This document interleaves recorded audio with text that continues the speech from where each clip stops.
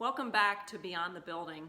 Debbie and I are so grateful that you have chosen to take this journey with us as we dig into the Word of God for encouragement to keep us on the path of hope in this difficult season that we find ourselves in. So I want to share a quick story with you this morning. I always take walks, and maybe you do too. And there's a park really close to my house, and that is where I usually go for my walk.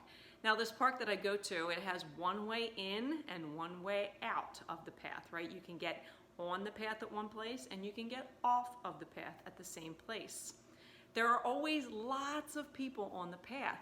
Usually I'm walking with a friend or with friends, and there are always large groups of people on the path and small groups of people on the path. And together, we follow each other as we follow this path around the loop.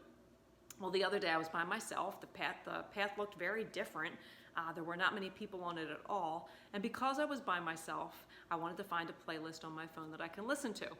So I got my phone out and I started to flip through my phone. Now, what do we do when we flip through our phones, right? We put our heads down. So I put my head down and I was really flipping through my phone, and it took a long time to find something that I wanted to listen to because I was getting kind of picky. And when I looked up quite a while later, I was very surprised to find that I was no longer on the path, nor was I anywhere near it. What had happened was, all of this time that I had been walking with other followers around this path together, I never even noticed that at one place the path deviates toward the highway. And because I've always had my head up following the people in front of me and talking to those around me, we've all been encouraging each other to stay on the path together. I never even realized there was a different way to go. But when I was no longer surrounded by people, no longer had my head up, talking to other people, following other people on the path, my head went down and I ended up walking far off of the path. I was surprised when that happened, and I thought, wow, what a lesson for us in this time that we're in. Because we are people who follow Jesus. And as followers of Jesus, we typically follow Jesus together. Like it's all our own journey, but we're all on the same path together. And so because we're following Jesus together, we encourage one another. And we lift our heads, right? We stay encouraged.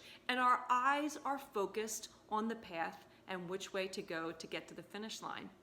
But when we find ourselves in a place where we are no longer surrounded by people who encourage us physically to stay on the path, it is very easy to get discouraged as the numbers get smaller or we find ourselves alone.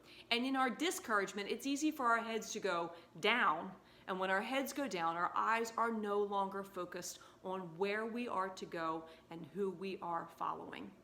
So I was thinking about Mary Magdalene when I was reflecting back on that story for myself, because Mary Magdalene is a woman who followed Jesus. And if you were to see her story all the way through the Gospels, she was an amazing follower of Jesus. She started following Jesus similar to what our park might have looked like a month or so ago. Mary Magdalene started following Jesus around the Sea of Galilee. And at that time, thousands of people would follow Jesus at a time. We know the story of the feeding of the 4,000 and the 5,000. We know how so many people were healed. And in their healing and in their miracles, and because they wanted to see more of what was going on, they followed Jesus. And so I would imagine the disciples and the women who followed and various others who followed, that following probably was pretty exciting. It was probably pretty easy to follow in those days because there was a unity, a grouping around you. You saw so many other people following together. And so together, they stayed on the path as they followed Jesus. But following Jesus didn't always look like a large group to Mary Magdalene, because as Jesus transitioned to Jerusalem, which was the path that would lead to the cross, we find Mary also in Jerusalem. That means that Mary followed Jesus to Jerusalem, to the path that would lead to the cross. Now we know that when she got to Jerusalem, Jesus was being celebrated, and again, crowds were calling out his name and they were excited about it, and Mary would have seen or heard about or known about this celebration. But it was just a very short time later when the crowds all fell away, and instead of praising him, they were starting to shout, "Crucify him." And the crowds got smaller. Now it was just Jesus and the disciples and the women who followed. But Mary still followed Jesus, even when physically there were fewer people around.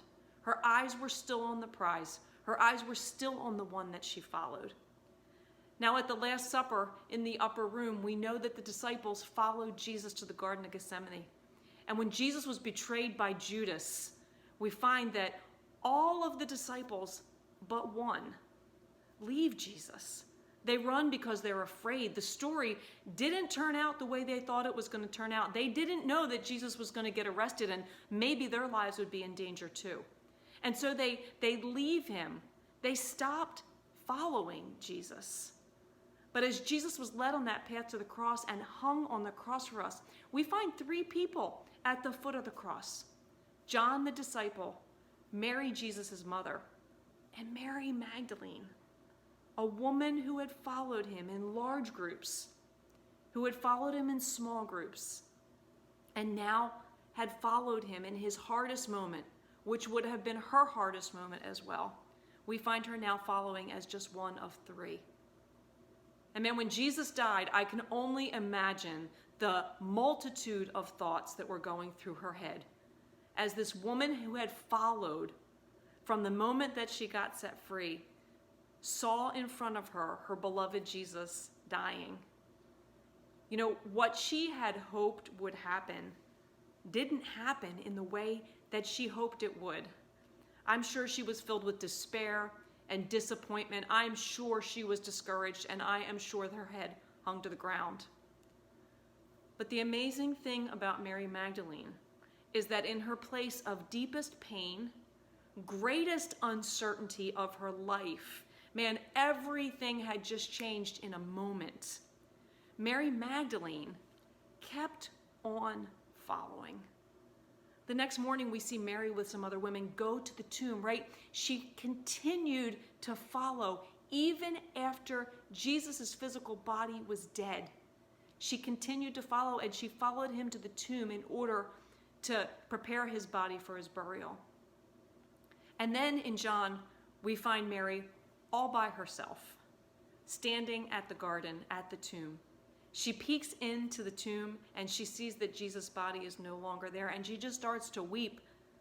She just starts to weep. She is physically all alone, and she is experiencing the greatest brokenness, the greatest uncertainty that she could have ever possibly imagined. In her brokenness, as she followed Jesus past the place of her pain, Jesus met her there. And he called her name. And she turned around. When he called her name, she recognized who he was. And it seems that she must have wanted to hold on to him. But Jesus said, it's not time for that right now. I have something for you to do, Mary. You know that I'm alive. You followed me all around when it was a great crowd and things were easy. You followed me in small groups when the crowds were starting to turn away. And in your isolation, you stood at the grave after you thought that everything had gone a way that you never dreamt it would go. You stood at the grave and you followed me past your pain. And now I have a mission for you. And Jesus told her that her mission was to go and tell those people who had a hard time following me in the difficult place, that you can follow past your difficult place, and that there is life after the difficult times that we go through. So Mary ran back to the disciples, and she told those who had left Jesus on the path that they were welcome back onto the path to follow him again.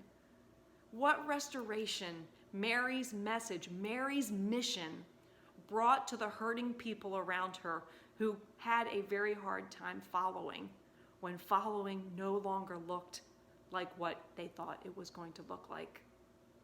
We are in a place, individually and as the church, where our following looks a whole lot different than it ever has before.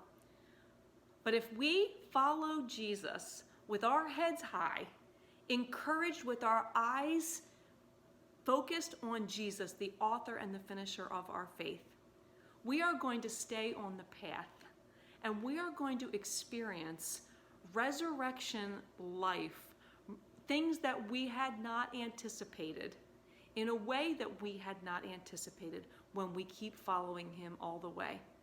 Mary was given a mission, and we have been given a mission too.